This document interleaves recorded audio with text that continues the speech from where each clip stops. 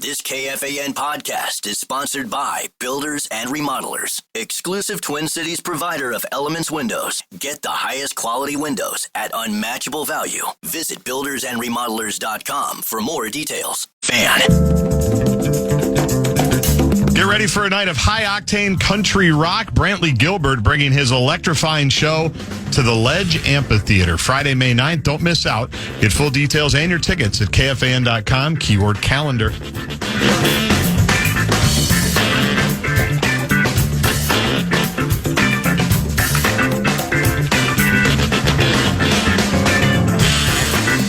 By the way, Luka's in Dallas tonight, right? The much-anticipated first return to the Mavericks' home arena since he was that fateful day when he was traded away. The fan in question that Luka was retorting to is named Jeremy Price. And your guy, Dave McMiniman from ESPN, got a hold of him. Here's the quote from the fan. During the game, within the game, I mentioned that he was short, and he missed it, as in the shot was short. And he turned around and he shot, and, well, he called it explicative. He means expletive back.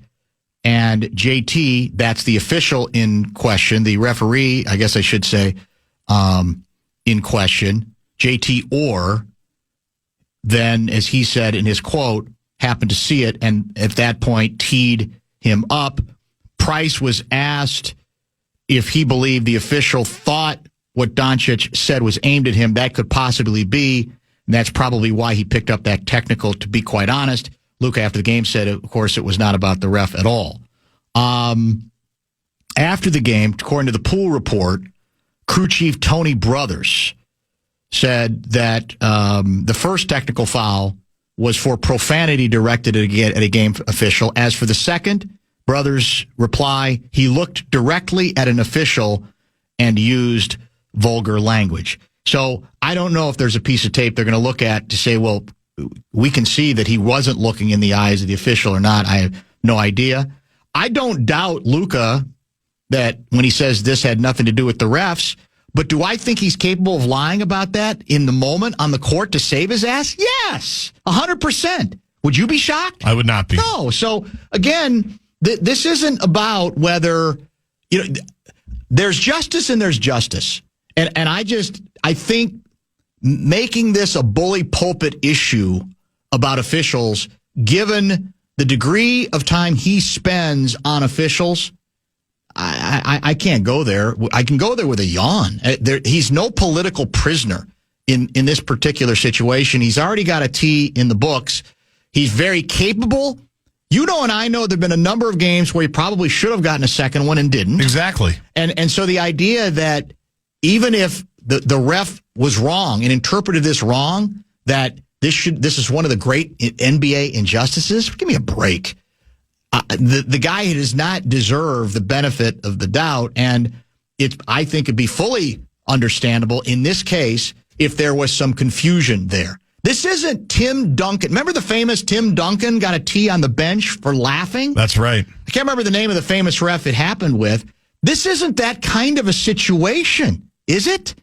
I'm just going to go on a limb and say there's some significant distinctions where you might be more willing to give the benefit of the doubt to Tim Duncan, no matter what that situation was, compared to Luka. Joey Crawford. I should have known. Yeah, Joey Crawford. Makes a lot of sense. I get what you're saying, Dan, regarding Luka. That's from lawyer Tom and the ref. But the association, to rescind the tech, they don't have to say the ref was wrong, as in pejorative. They could say alternatively that the ref was simply mistaken and the mistake was understandable. Yeah, I guess that's true. I guess you could do that. But I hope their explanation would be that nuanced. What I don't want is there be no explanation that goes along with it to allow these idiots who are making it seem as if this is one of the great NBA injustices that they feel emboldened that they've been proven right on that particular issue. It doesn't mean the tech should stand when the association has the power and ability to correct the error, even if a reasonable mistake. And it for the rest of this, I guess you could say, season, it has ramifications. Well, no, on the other hand, you got Has he missed a game? Has he been suspended for a game for hitting 16? I don't think so. No, maybe he hasn't.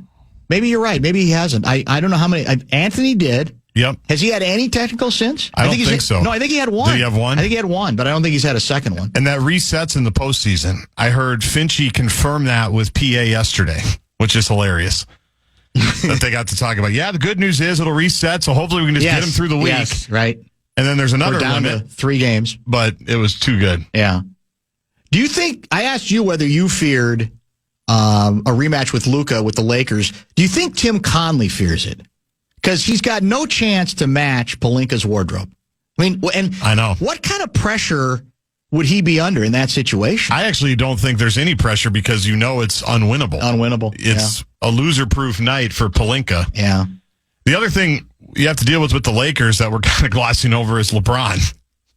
I'm also worried about that. Now, I know they have no inside presence. They can't guard. They have the best third option in the NBA, and your guy, Reeves. Yeah, Austin. Yeah, I just don't want anything to do with them because I don't think the Timberwolves in the book of the NBA are beating the Lakers in round 1. Even if Luka was yelling at a fan, what's to say a referee can't say that to be out of bounds in of itself and call a T? It's an interesting question that I was trying to get the answer to because I don't know whether there's much precedent for that when it comes to does a referee have the power to assess a technical foul if they believe a player is going over the line in language? I would think yes. How often does that happen? I don't think it happens very often. Did you see what happened with Westbrook?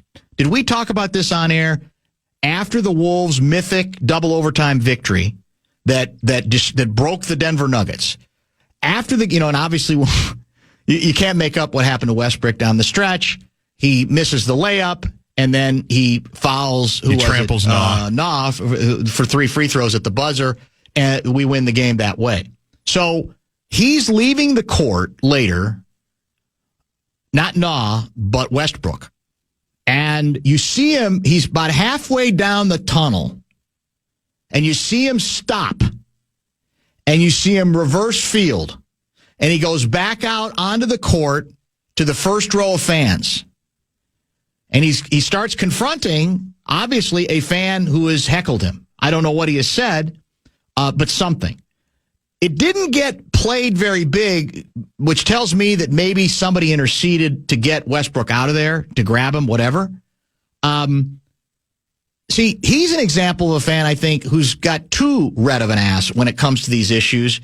And he wants to, look, when a game ends that way, as bad as I'm sure Westbrook himself felt, you're going to get razzed. There's going to be people. That's part of the deal, silly as it is. Yeah, now, if he went over the line and to an area of family shots or race, whatever, no one's going to defend that. That's a different issue. But point is, I think we're getting more players who are getting too sensitive on that and think that's got to be eliminated. That's not going to be eliminated from a game, especially a courtside ticket for like $10,000 a night. You're not going to be able to tell somebody like, "Hey, nice finish, Westbrook." Now I don't know what he said. Was there profanity? Maybe there was. I'm not exactly sure, but there are, there's going to be occasions where you're going to have to accept. You may not like it, but you're going to have to accept that somebody's going to go after you, or certainly vent their frustration when a game ends as cataclysmically from the Denver standpoint as that game did. Durant's had an interesting approach with some of those hecklers over the years, where he basically will stop what he's doing and doesn't go and confront them as much as just start talking to him and kill him with kindness, and essentially go, "Would you say that? Just." Yeah, if I ran into you. Yes. Like there's a famous one where he's running down the tunnel and somebody yells right at him. He just turns right away as he's going out to warm up. Yes. And I like Durant. Yes. I don't like everything he does all the time. He is probably one of the more sensitive rabbit ears guys. Via X, yes. For sure, with his burners and his regular account now. But I like the fact that he just goes up to him and kind of talks it out with them. And then it seems like everybody kind of understands each other's side. It's a lesson for all of us, Dan. It's an approach that can be effective because it kind of maybe disarms the heckler. Yes. Pretty successfully. So maybe it is a better approach than losing your mind. which I think tends to be the Westbrook approach, which is, I don't think, particularly sane. Let's come back. We're wide open until 5 when Russo will join us from the X. We'll talk about the big return of Eriksson Ek and Kaprizov to the Wild's lineup, a game that can also be heard on the Fan tonight. He's at 5, and we got Kessler in studio at 5:30. He'll give us the latest tariff scorecard, or what was your alliterative term? He's going to be our tariff translator. Yeah, to make us understand, because now the stock market is booming again. Time to retire again if you're of the age. It's yesterday, you got to keep working. Not so much. Today, give it all up. Exactly right. When we come back, a story I meant to get to yesterday that I'm sure you have seen, or that you're going to be interested in if you haven't. It turns out that the University of Minnesota men's basketball program is the 15th most valuable in all of college basketball? We'll explain it.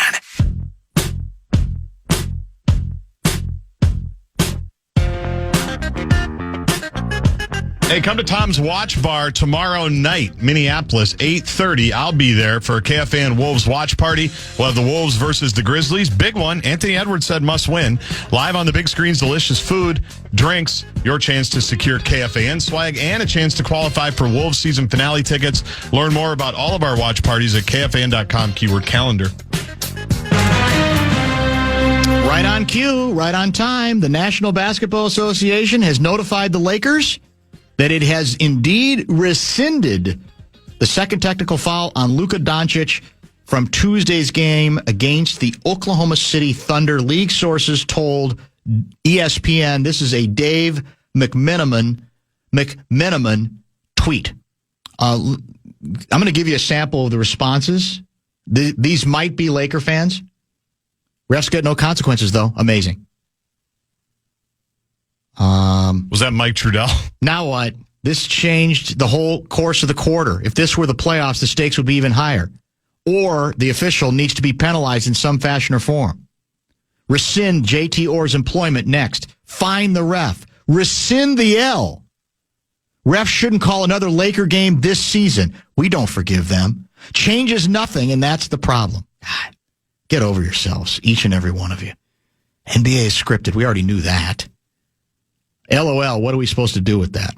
I don't know if they were very nuanced in their explanation. I don't think there has been this is so far just a media report, so I don't know that the official release has been offered yet from the National Basketball Association. I'll be very curious to know how they go about doing it. And the sad part of it is a guy who is utterly reckless and completely out of control when it comes to bullying referees on a given night is emboldened. Another reason why I want nothing to do with him. And it should show, in all honesty, it's the league giving him more than he probably, frankly, deserves. I wonder if this same ruling would have come in under David Stern. I'm not so sure. University of Minnesota men's basketball program, I think we'll all agree, under siege right now. Generally, that's the way it goes when you make yet another coaching change.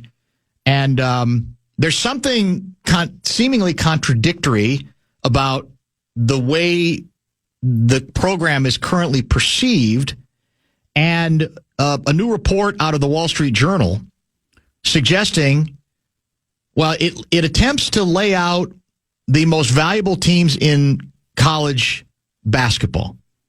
And by that, we're talking about the valuation in the sport, according to a new analysis by somebody named Ryan Brewer, who is an associate professor of finance at Indiana University, Columbus. I didn't even know Indiana University had a branch in Columbus, but apparently it does. And maybe not surprisingly, number one in the country is the University of North Carolina in terms of valuation ranking. Duke is 2. Indiana University, not Columbus, Bloomington is 3. Ohio State, Louisville, Arizona, Syracuse, Illinois, Kentucky, and Arkansas round out the top 10. And when I first saw this story, not knowing anything about the local angle, I noticed that the chart went out like 37 pages. I'm going, I wonder how many pages I'm going to have to scroll through to get to Minnesota. Because I was even going to use it as a quiz on you to say, because in my perfect world, it's like, well, we're like 29th. I mean, like on the 29th page or ranked maybe like 152nd. Right. I got to page 2, and lo and behold, there's Minnesota, ranked 15th. Go for nation. In terms of valuation rating, 1 spot behind UConn, 2 spots behind Michigan State, 1 spot ahead of Villanova, Dayton, the University of Texas, Austin, Georgetown, and Purdue. Can we trust these numbers? I mean, I guess I don't, because the categories they use to create these valuation rankings are cash flow, revenue, and enterprise value. And I for the life of me, don't even understand how they calculate enterprise, because the enterprise value calculation is, for the University of Minnesota, is $164 million. Revenue, $22.1 million. And then cash flow, $11,851,000. Do any of these numbers mean anything to you? Well, the first 2, because they're actual numbers, cash flow and revenue. Okay. Those are actual things that you can find. The enterprise value, this guy just makes it up. He just decides. Because obviously everybody is having the same reaction as you. Yes. That's interesting. How is the University of Minnesota ranked ahead of some of these other bluer blood programs that have had a lot more success? And this guy does these a lot. He did it for college football. He's done it for the last handful of years. He also did the economic impact of Caitlin Clark on Indianapolis. And nowhere, Dan, because I read the same story, can I find like his actual study to see. Usually when we get these sorts of studies, you'll get, someone will link to the actual PDF or the file or a presentation of here's what I came up with. And he just decides basically by things like market forces and what it might sell for. And but do you know what even enterprise value means? Just enterprise, I think he just means team. I think the value is what he thinks it would sell for on the open market. That's the whole point, is he puts all this research together and then decides if North Carolina was sold, bought and sold like the Wolves just were, we think, or the Twins are about to be, this is the price they could theoretically expect to get. But how he's arriving at those numbers, I have no idea. I don't think and maybe he doesn't either. He gets a lot of attention. That's it. Every aggregation is, and every blog's doing it, right? Yeah. Gopher blogs, Hoosier blogs. We can't resist. It's an easy one. Numbers like this. Yes. It's kind of interesting. Carolina's won. Maybe people didn't think. Yeah, the Duke's maybe not as strong as you thought, and Villanova's a little lower than maybe you thought at 16. So I got a kick out of it, but I'm not sure anybody understands it. No, it means nothing. Other than, but it's being picked up, as you know, everywhere. This is the story I'm quoting from is a Wall Street Journal sports section, which is a good one. I know, and it's almost like it's irresistible because we love the numbers now, and we, even if we don't completely understand how they all fit together, we love charts. And we love then even debating whether is that school too high, is that school too low. But I got to tell you, I mean, to me, the fact that Minnesota is 15th in of itself destroys the credibility of the entire program, of the entire system, whatever system he set up. Because no one in their right mind could possibly believe that that's logical. And that's not just based on, I understand it's not just based on whether you won or lost, but there's so many classifications, including the state of your arena, etc., that I, for the life of me, said, there's my red flag. If I get to 15 and I see Minnesota in that spot, I'm going, sorry, it sounds good, but it doesn't make any sense. It's too high. Maybe someday. Yeah. Maybe back in Clem's day it would have been, but I don't think now. And I don't even know that then he would have, because of it's supposed to be more about the economics. Yeah. And I guess I just don't buy how he would arrive at. As you say, I mean, you can find cash flow, right? And you can find revenue, right? Yep. But so if our revenue is at 22.1, how much of that revenue how much of that is just like Big Ten TV deal? Is it all of it? Or is no, there's ticket revenue, there's donations. I would say a lot of it probably is the media rights. It's got to be. And that's why most of these are going to be Big Ten, SEC, the Power Fours that have a lot of money. This you can look up. You can look up, the Gophers' athletic budget every single year and see where their money's coming from. Right. I never do the fine-tooth comb on that like a lot of people do, and then I think you can even see how much sport how much each sport gets in terms of the media rights stuff. So that would be a big part of it. So that's why it's in there, because there is big-time dollars from the Big Ten media rights deal. So all these schools are going to be in there somewhere. All the Big Ten's going to be in pretty high. Yes. Any of these schools where there's really good TV deals, right? Exactly. And conferences, right. Yeah. So, I have no idea how he really does it. Because if this is true, you need to apologize for all the whining you've done about the barn. And trust me, I've gotten it for 4 days. That's why I looked into it. Because I go, I'm going to do my due diligence here. I can't find any due diligence to do because it's just, even in the Wall Street Journal, I think they're looking for clicks here. Yeah. Because they never really explain it. Yeah. He begins his research with a simple question. What would these teams be worth if they could be bought and sold like a pro team? He answers it by studying revenues and cash flows while making financial projections about the team's sustainability. In a way, it's not different than it would be if you were analyzing the value of any other business. So what does any of that mean? It sounds like word salad, to be honest with you. I guess the sustainability of a Big Ten program is pretty sustainable because the money's coming into that program as a conference. Now, here's the bad news. I'm now going through the women's program chart, and I'm to number 8. I'm through 80, and we haven't shown up yet unless I missed us. Did you check where he had us on the women's side? I did not. I'm still looking. There's 11. Yeah, we're behind Wisconsin, Milwaukee then. That's not good. 12.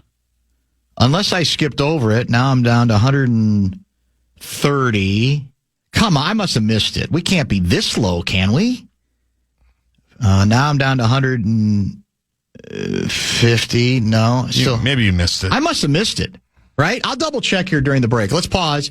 We'll find out where we are on the women's side. We'll get into a couple of other issues. A lot of good texts are coming in.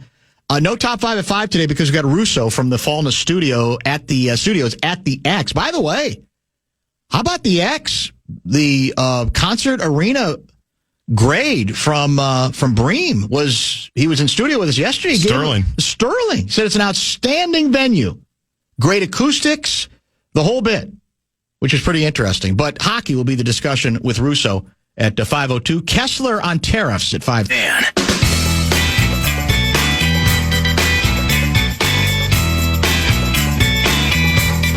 Looks like we have found where the University of Minnesota women's college basketball stands regarding this alleged enterprise value or valuation, a report that's getting a lot of attention the last several days nationally, put together by an associate professor of finance at Indiana University, Columbus. And I didn't skip too fast. You eventually found us. There are 300, I think, total on the women's side in the rankings. There are 359 teams or programs ranked. Where is the University of Minnesota, at least according to IU Columbus guy? 346. Ahead of Kansas State University, Lindenwood. Coppin State. I think Maryland we just Eastern played Shore. Lindenwood. Or maybe we played Lindenwood in football coming up. I can't remember. How does that make any sense? It doesn't. That's why we've all been fooled. The high and the low involving the two extremes, University of Minnesota men at 15, women at 346, I think might call into question the validity of what's a good talker. It's fun. People like them. People like rankings. We love lists. Right? And we love lists, but not sure it... I'm not sure it would pass muster. Because like in a big time like PhD project, don't they vet like, okay, what's your... how did you arrive at these numbers? What was your formula? Right. It can't just be, well, I did some projecting and we put some stuff together. Apparently at IU Columbus, that's exactly how it can be. Yeah, maybe that's why I'd never heard of IU Columbus. And he hasn't moved on. He's been doing this study for a long time there. You think he might have been promoted to IU Bloomington by now? All this notoriety, he's been getting this notoriety for these quote-unquote studies forever. Yeah. I mean, are we to believe that South Carolina or Alabama State's women's basketball program is going to get more money on an open market sale than the University of Minnesota? No, I don't think it's believable. Right. To answer your question, no. Tennessee Martin. I mean, Michigan. I'm going to sound like Mace. The University of Michigan is 328. That's preposterous. Michigan's a top 20 program almost every year. Same with Iowa State. They're 329. Everybody's been had, and the Wall Street Journal is continues to verify and validate for this guy. So you remember them quoting from this guy in some previous? He did it for football. Okay. He basically said Ohio State's like $6 billion. Where was the University of Minnesota football program? Do you remember? I don't. I actually don't remember ever looking at this before. I didn't either. This is the first time I saw it, and to get to it when I first saw it and didn't, but I thought it was worth a mention or two. Kansas has the second most wins in NCAA history and 4 national championships. Isn't even in the top. Minnesota isn't even in the top 50. Well, again, it's not based necessarily just on success. No. Right? That you can get lost in the weeds there. For example, I could see that the IU program would still have great value, even though they really haven't done much compared to the Salad days, right? Certainly the Bob Knight days, even the Tom Crean days. Right. But I could still feel like, well, there's great value associated with that program.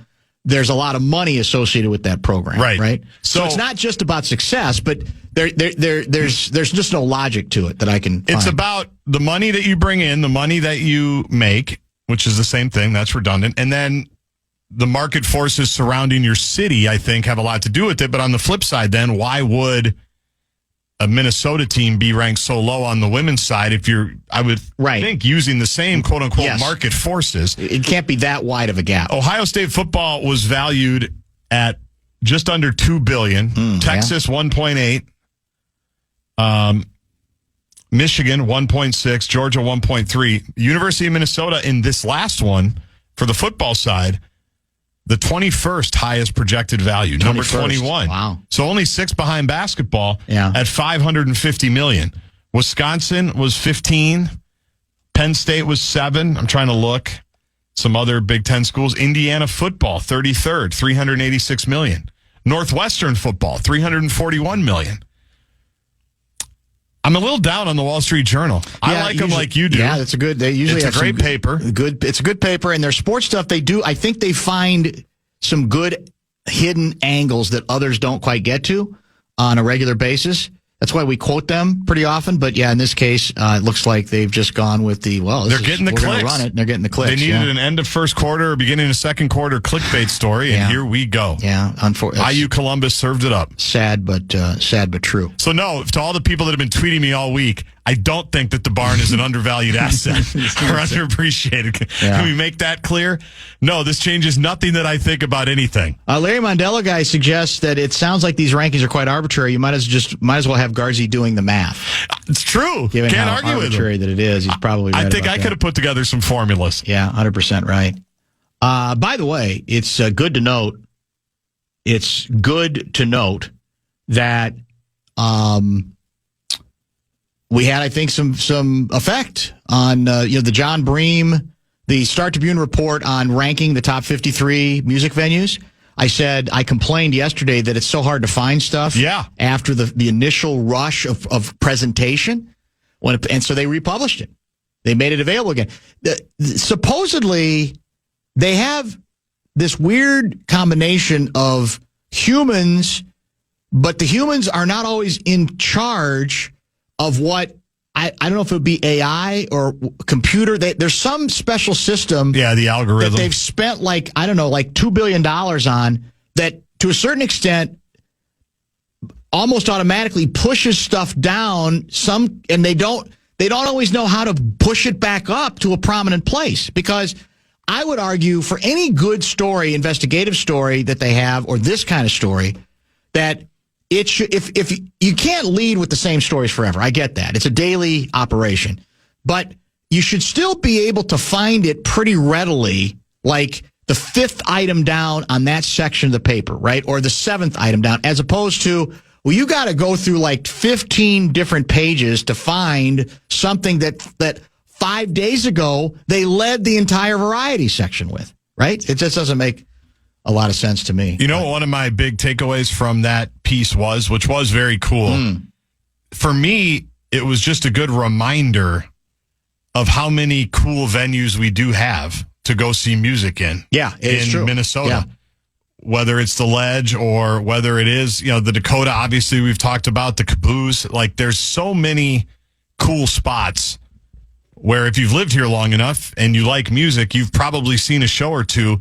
And it was just like a good reminder of, I got to check in on those venues more often and see if people I like are coming through there, because you don't always have to go to Target or Excel or Huntington or U.S. Bank. Yes, there's a lot of others. I mean, all the Hennepin ones, obviously. And many of them more intimate. Correct. There's so many cool venues here. Enterprise value is a formula commonly used in the financial markets. The actual formula is market value, parentheses, number of shares, stock price, plus debt, plus preferred stock, plus non-controlling interest, minus cash.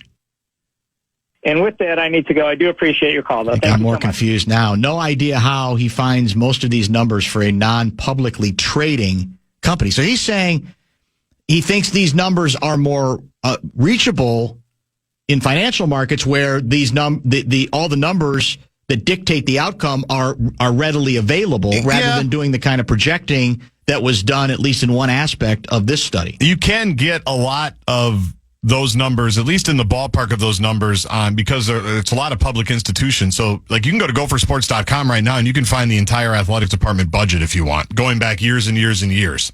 That just has to be readily available.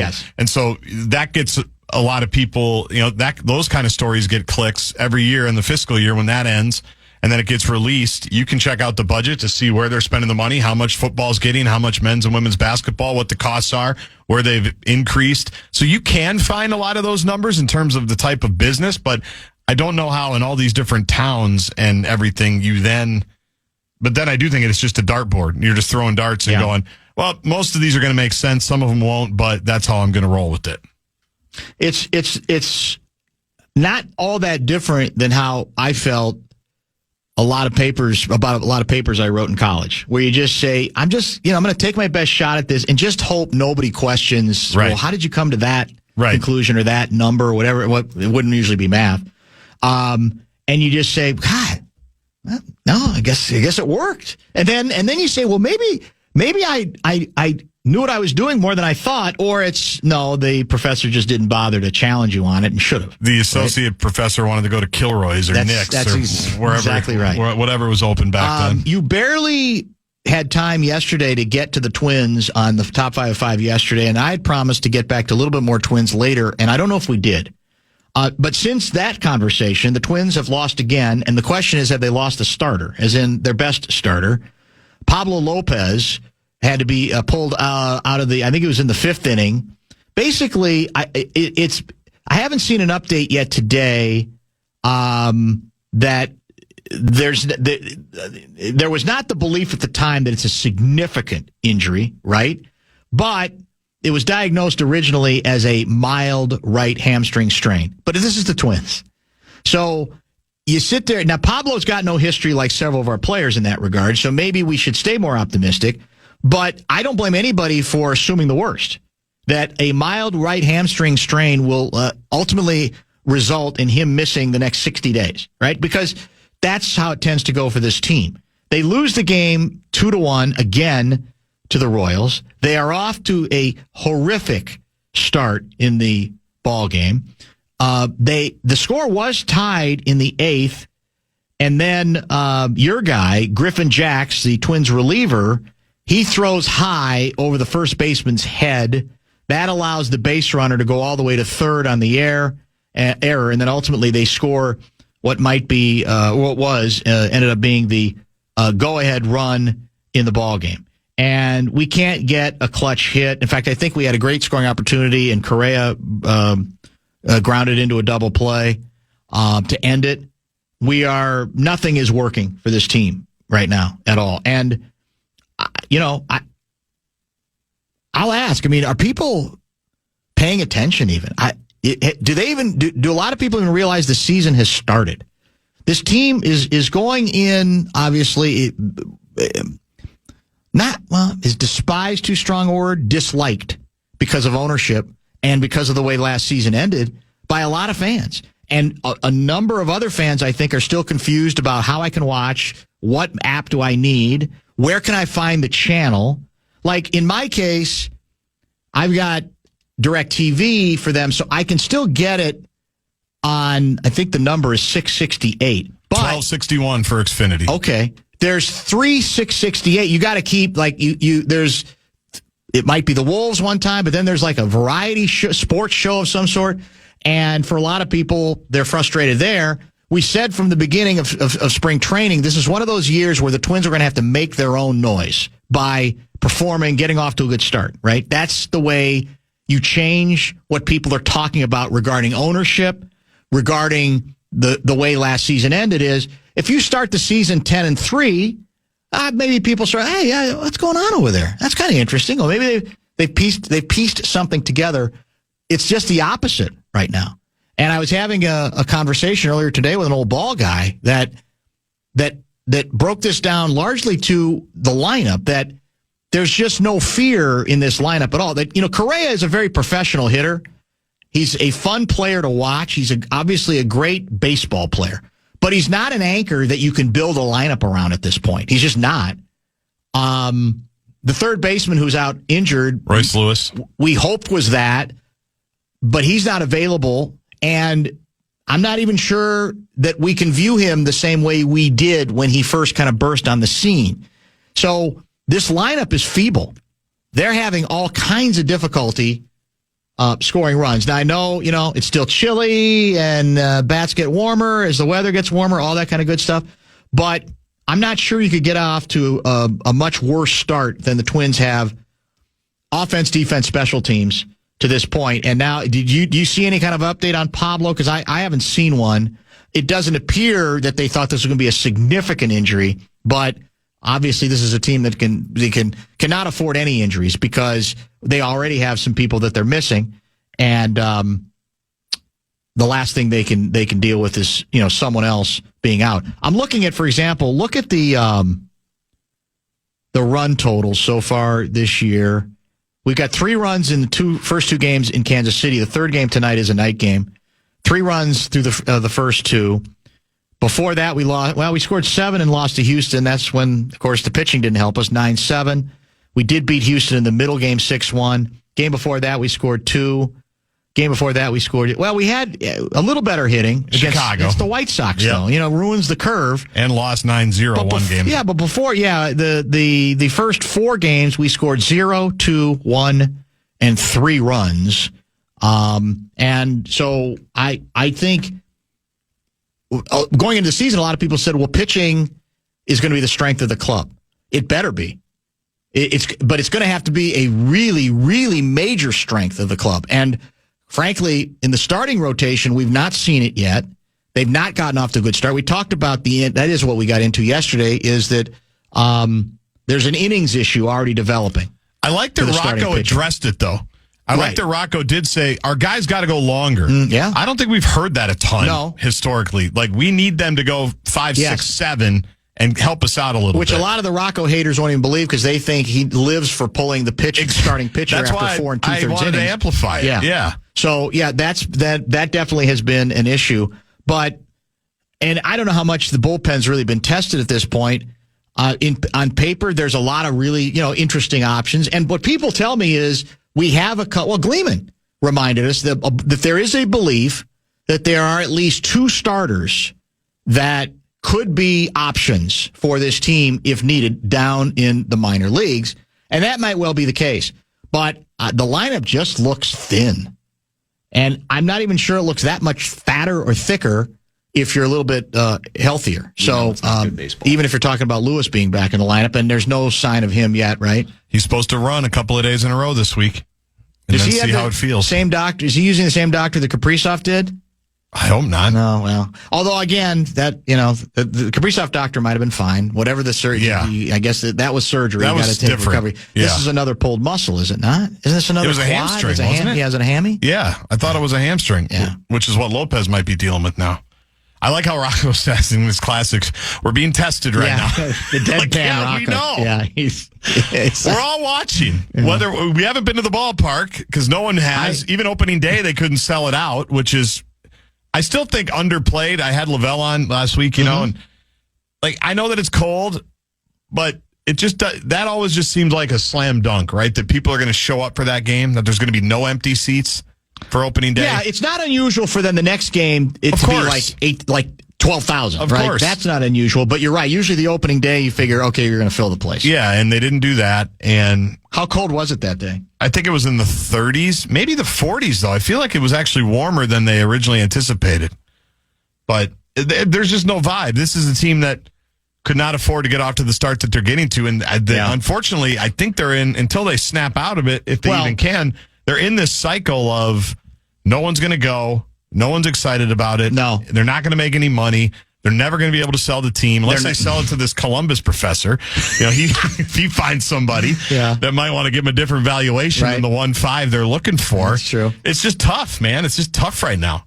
I said this spring I'm not going to be angry about the Twins the way I was last year, just going to enjoy the Twins in baseball like I have most of my life. While I'm holding true to my pledge to not be angry, I'm going to let my Twins TV package lapse as soon as my 7-day free trial expires this week. That's the other thing. They have to get these special subscriptions in a lot of cases. Yeah. That's supposed to be revenue for them. How are they going to get that? It ain't going to be enough revenue. We've already got $400 million in debt. Yeah.